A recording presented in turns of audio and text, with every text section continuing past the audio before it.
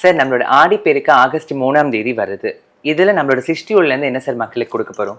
So ஆடிப்பெருக்குன்னா சில இடத்துல வந்து பார்த்தீங்கன்னா காவேரி நீர் வந்து உருண்டு ஓடி வரும் அப்படின்னு சொல்லுவாங்க. அப்போ வந்து பார்த்தீங்கன்னா விவசாயம் பெருகும்.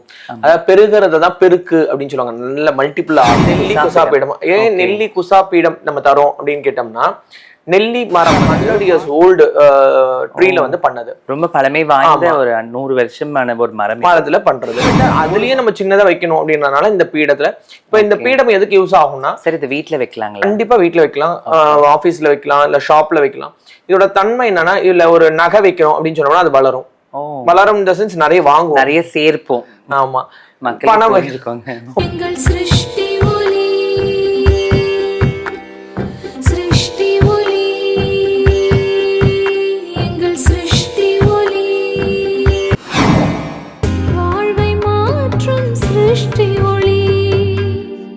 வணக்கம் சார். வணக்கம் சார். ஜெய் புவனேஸ்வரி. சார் நம்மளோட ஆடிப்பெருக்கு ஆகஸ்ட் 3ஆம் தேதி வருது. இதுல நம்மளோட சிருஷ்டியூர்ல இருந்து என்ன சார் மக்களுக்கு கொடுக்க போறோம்? ஸோ ஆடிப்பெருக்குன்னா சில இடத்துல வந்து பார்த்தீங்கன்னா காவேரி நீர் வந்து உருண்டு ஓடி வரும் அப்படின்னு சொல்லுவாங்க. அப்போ வந்து பார்த்தீங்கன்னா விவசாயம் பெருகும். அதாவது பெருகிறத தான் பெருக்கு அப்படின்னு சொல்லுவாங்க. நல்ல மல்டிபிள் ஆகிறதுன்ட்டு. ஸோ வாழ்க்கையில நம்ம எல்லாருமே இன்னைக்கும் வந்து பார்த்தீங்கன்னா சிறுக சிறுக சேர்த்தா தான் பெருசா வரும் அப்படின்னு சொல்லிட்டு நம்ம சம்பாதிக்கிற பணத்துல நம்ம குழந்தைங்களுக்காக ஒரு சின்ன சேவிங்ஸ் பண்ணுவோம். அதே மாதிரி நம்ம வாழ்றோம் வாழல அப்படின்னு நமக்கு தெரியுது. ஸோ இருந்தாலும் நம்ம என்ன பண்றோம்னா, ஒரு ஹெல்த் இன்சூரன்ஸ் போறோம், டேர்ம் இன்சூரன்ஸ் போறோம், இந்த மாதிரி பண்றோம் இல்லைங்களா? அப்போ இறைவனோட இதுல என்ன இருக்கு அப்படின்னு நம்ம பார்த்தோம்னா, நம்ம வாழ்க்கையில வளர்ச்சி கொடுக்கக்கூடிய ஒரு அற்புதமான பொருள் வந்து பாத்தீங்கன்னா நெல்லி குசாப்பீடம். நெல்லி குசாப்பீடம். ஏன் நெல்லி குசாப்பீடம் நம்ம தரோம் அப்படின்னு கேட்டோம்னா, நெல்லி மரம் வந்து பார்க்கடலை கடையும் பொழுது அந்த லக்ஷ்மி தேவி நெல்லி கட்டையின் மேல வெளியே வந்ததா ஒரு ஐதீகம் உண்டு, செவிவடி செய்தியும் உண்டு. சோ நெல்லி மரம்ன்றது முழுக்க முழுக்க லக்ஷ்மி தேவியோடது. சோ இந்த லக்ஷ்மி தேவி அந்த நெல்லி மரத்துல மேலே வரா இல்லையா? அப்போ லக்ஷ்மி கடாட்சம் ஒரு வீட்டுல வந்து குறையில்லாத செல்வம் எதுன்னு கேட்டீங்கன்னா நோய் இல்லாத வாழ்வு. அது இல்லாம நம்ம வந்து மன நிம்மதி, மன சந்தோஷத்தோட எல்லாமே நிறைஞ்சிருக்குங்க அப்படின்னு யார் வாயில வருதோ அந்த இடத்துல லக்ஷ்மி இருக்கான்னு அர்த்தம். எல்லாமே நிறைஞ்சிருச்சுங்க, இதுக்கப்புறம் என்ன இருக்கு என் வாழ்க்கையில அப்படின்னு ஒரு பாசிட்டிவ் வைபா பேசுவாங்க இல்லைங்களா? அது வந்து அந்த இது. ஸோ இந்த குசா யந்திரம்ன்றது அகத்தியரோடது. ஏன்னா நாங்க வந்து அகத்திய தலைமுறைன்றதுனால அந்த நெல்லி பீடத்துல வந்து குசா யந்திரம் வச்சிருக்கோம். இப்ப நீங்க கையில வச்சிருக்கிற அந்த நெல்லி அந்த பீடம் இருக்கு இல்லைங்களா, கிட்டத்தட்ட 100 years ஓல்டு ட்ரீல வந்து பண்ணது. ரொம்ப பழமை வாய்ந்த ஒரு 100 வருஷமான ஒரு மரத்துல பண்றது. ஒரு மரம் 100 வருட காலம் பூலோகத்துல, அதாவது இந்த பூமியில வந்து வேறு உண்டு இருந்துச்சுன்னா அது வந்து கற்பக விருட்சம்னு பேரு. கேட்ட வரத்தை கொடுக்கக்கூடியது. எதனாலன்னா மழை, வெயில், காற்று, இயற்கை சீர்க்கங்கள் எல்லாத்தையும் தாண்டி நிக்கக்கூடியது. ஸோ இது வந்து பாத்தீங்கன்னா ஒரு கோவில்ல ஒரு ஸ்தல விருட்சமா இருக்கலாம், இல்ல கோவில்ல வந்து முறையா பூஜை பண்ண ஒரு ட்ரீயா தான் நம்ம எடுத்து பண்றோம். ஸோ அதுவா இயற்கையா விழுந்து அதை பூஜை பண்ணி நம்ம எடுத்துட்டு வந்து அதை தான் நம்ம இது பண்ணி கொடுக்குறோம். இப்போ வந்து பாத்தீங்கன்னா இது பெரிய பெரிய கட்டையா போட்டு நல்ல ரேட்டு கொடுக்கலாம். ஆனா சின்ன சின்னதா, ஏன்னா நம்ம எல்லாருமே வந்து நம்மளே வந்து காம்பாக்டா ஆயிட்டோம். சின்ன வீடு, சின்ன இதுன்னு ஆயிட்டோம். கூட இல்லாத ஒரு ஏரியால வந்துடுறோம்.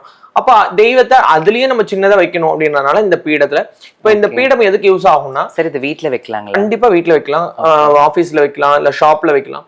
இதோட தன்மை என்னன்னா, இல்ல ஒரு நகை வைக்கிறோம் அப்படின்னு சொன்னோம்னா அது வளரும். வளரும் இந்த சென்ஸ் நிறைய வாங்குவோம், நிறைய சேர்ப்போம். ஆமா, பணம் வைக்கிறோம் அப்படின்னா அதுவும் இதுவாகும். இப்போ பணத்துக்கு வந்து கர்மா உண்டு. ஒரு பணத்தை ஒருத்தவங்க எண்ணி கொடுக்குறாங்க, நம்ம அதை வாங்குறோம். அதை நல்ல காரியத்துக்காக வெளியில கொடுத்து வந்த பணம்னா அது சுப பணம். ஒரு கல்யாணம், காது குத்து, இல்ல ஒரு வீடு வாங்குறாங்க, ஒரு கார் வாங்குறாங்க, இல்ல ஒரு நகை வந்து அவங்க உழைப்புல வாங்குறாங்க, சந்தோஷப்படுத்துது இல்லையா, அந்த பணம் சுப பணம். பணத்தை கொடுக்கும் பொழுது அழுதுகிட்டு கொடுக்குறாங்க, நொந்துட்ட சாபத்தை கொடுக்குறாங்க, அப்படி வந்தா அது தோஷம் உள்ள பணம். ஓகே. சில பேர் கை ராசிக்காரங்கன்னு சொல்லுங்க, என்னோட லக்கி சாம் இவங்க வாங்கி கொடுத்தாங்க, ₹1 வாங்கினா கூட லைஃபே மாறிடுச்சு. அவங்க வந்து லக்கி சாம், அவங்க கிட்ட வர பணம் வந்து லக்கி சாம் பணம். சில பேருக்கு நல்ல மனசு இருக்கும், எவ்வளவு பணம் கொடுத்தாலும் வளராது, அது அன்லக்கி பர்சன் பேரு. சோ சில பேர் என்ன பண்ணுவாங்கன்னா, ரோட்ல இப்போ பெக்கர்ஸ் கிட்ட இருந்து சில்லறை கொடுங்கன்னு வாங்கி வச்சிருப்பாங்க, அதை நம்ம வாங்கும்போது அதுல இருந்து வாங்குவாங்க. சில பேர் வந்து பாத்தீங்கன்னா, ஐயோ என் கஷ்டம் எல்லாம் போன கடவுளே அப்படி சொல்லி வேண்டி போடுறவங்க அந்த பணம் மட்டும். எந்த பணம் வந்து நம்ம வாழ்க்கையை மாத்தும்னே தெரியாது. நல்ல வியாபாரம் இருந்ததுங்க, திடீர்னு பார்த்தா ஒண்ணுமே இல்லைங்கன்னா இந்த மாதிரி பணங்கள் வர்றதுனாலயும் இதுவாகும்.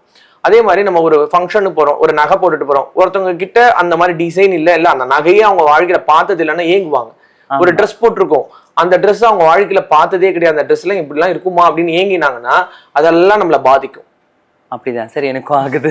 ஸோ ஏக்க எண்ணெய் அப்படின்னு சொல்லுவாங்க.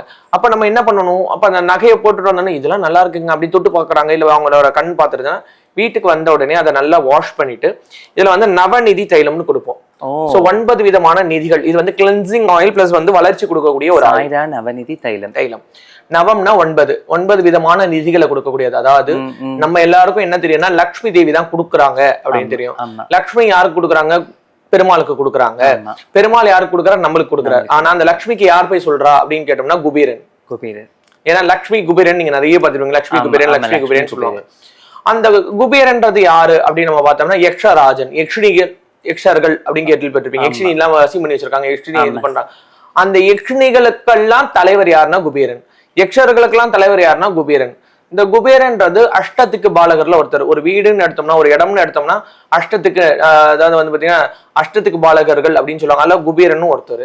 சோ அந்த குபேர மூலை நமக்கு கரெக்டா இல்ல அப்படின்னு சொன்னோம்னா எவ்வளவு பணம் வந்தாலும் வீட்டுல நிக்காது, செலவாயிட்டே இருக்கும். சோ அதனால குபேர மூலையை காலியா வைக்கணும், குபேர மூலையை இதுவா வைக்கணும்னு சொல்லுவாங்க.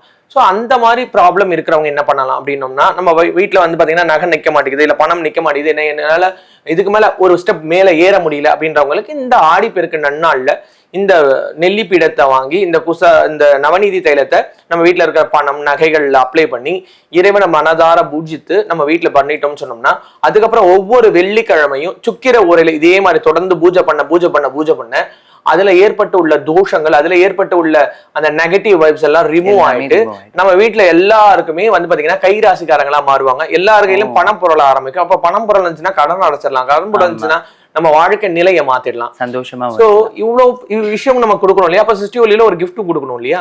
சோ அப்படின்னா வேல் உண்டு வினை இல்லை, மயில் உண்டு பயம் இல்லைன்னு சொன்னாங்க. இப்ப இதை கொடுக்குறோம், அவங்களுக்கு பயம் இருக்கக்கூடாது, வினையும் இருக்கக்கூடாது. அதனால சேவலையும் மயிலையும் முருகனோட வேலையும் நம்ம கிஃப்டா கொடுக்குறோம். மயில் வந்து குசாசக்தி. நம்ம போன வந்து ஆடி இதுக்கு இது வேற கொடுத்தோம். ஆமா, சிவபெருமானுக்கு வந்து உபதேசம் பண்ண முருகனே கொடுத்தாச்சு பாருங்க.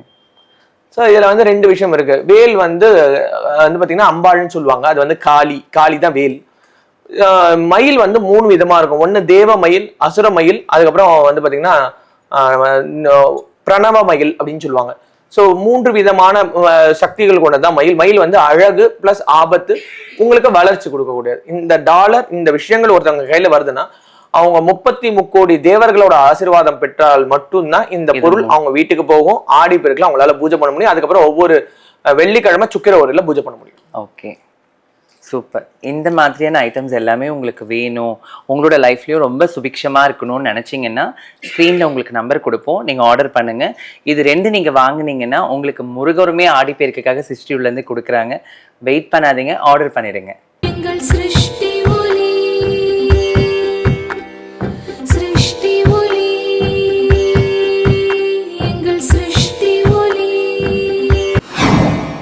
வாழ்வை மாற்றும் சிருஷ்டி